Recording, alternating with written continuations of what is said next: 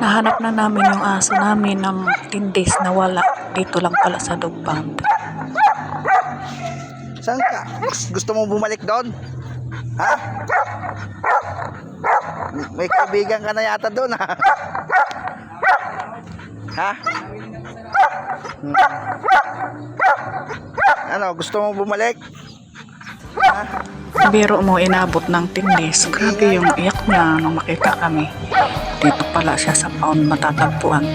Kung wala pang nag-PM sa akin na nahuli pala yung aso namin, hindi namin malalaman kasi pabalik-balik lang kami sa barangay.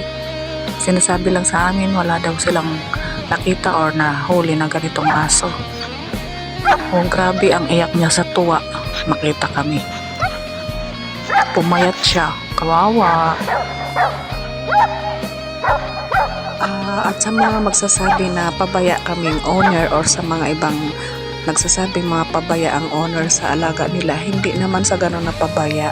Ito kasing aso namin, marunong talaga siyang magbukas sa gate namin.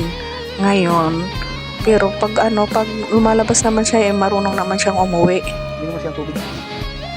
Kain. Puti na lang nagdala ako ng dog food, tapos tubig. Ayan, pinanom namin siya. Uhaw na uhaw siya. Grabe. Ang dami niyang nainom na tubig. Siguro kahit may pagkain at tubig naman pinibigay sa kanya, pero wala siyang gana. Kasi sobrang stress na siya. Bawal tuligoon. Hinuli ng HOA, tinurn over sa barangay, tapos dinala ng barangay sa dog pound.